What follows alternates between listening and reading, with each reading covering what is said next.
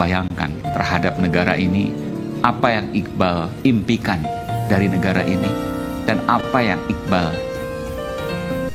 kehendaki dari pribadi Iqbal. Terima kasih Mas Aiman. Sebelum aku kesini aku sempat menulis keresahan. Kalau diperizinkan untuk aku bacakan, boleh aku bacakan? Silakan. Aku menyebutnya tragedi 22 Agustus 2024. Memang benar, ayah saya seorang jenderal TNI dan pejabat tinggi pada era Orde Baru. Namun, saya terlahir dari rahim seorang perempuan, seorang ibu yang penuh dengan perjuangan. Ibu saya harus bekerja keras mencari nafkah dan merawat saya tanpa kehadiran sosok ayah. Saya tidak pernah menggunakan nama besar almarhum ayah saya untuk kepentingan pribadi. Saya menjaga rapat latar belakang kedua orang tua saya.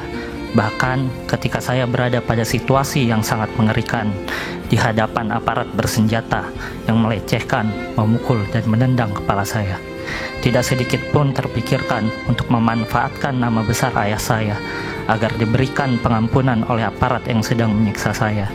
Hanya satu yang saya ingin ketahui, bagaimana rasanya menjadi masyarakat kecil saat mereka ditangkap dan ditahan oleh aparat keamanan karena menuntut hak-haknya. Hak untuk bebas dari penyiksaan adalah hak semua anak bangsa di atas bumi manusia.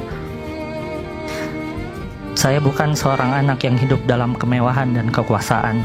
Sejak kecil saya berjuang melawan ketidakadilan. Ibu saya selalu menanamkan nilai-nilai keadilan dan welas kasih. Harapan terbesar ibu saya adalah agar saya bisa berguna bagi masyarakat dan berpihak kepada mereka yang terpinggirkan.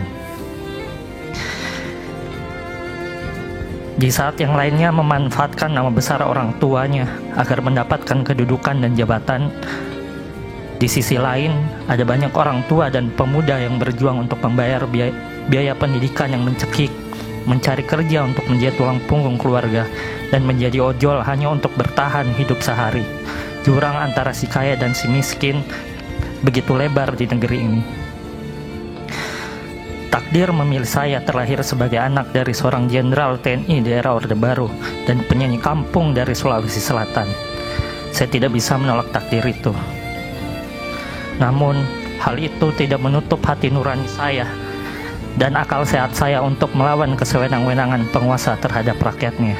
Menolak penguasa membangun kuil dinasti keluarga di saat rakyat yang kesulitan mendapatkan pekerjaan, masyarakat adat digusur dan dikriminalisasi, pejuang hak asasi manusia dikriminalisasi, pejuang lingkungan dibunuh, biaya pendidikan mahal, sembako mahal, dan minimnya akses bantuan hukum untuk masyarakat kurang mampu.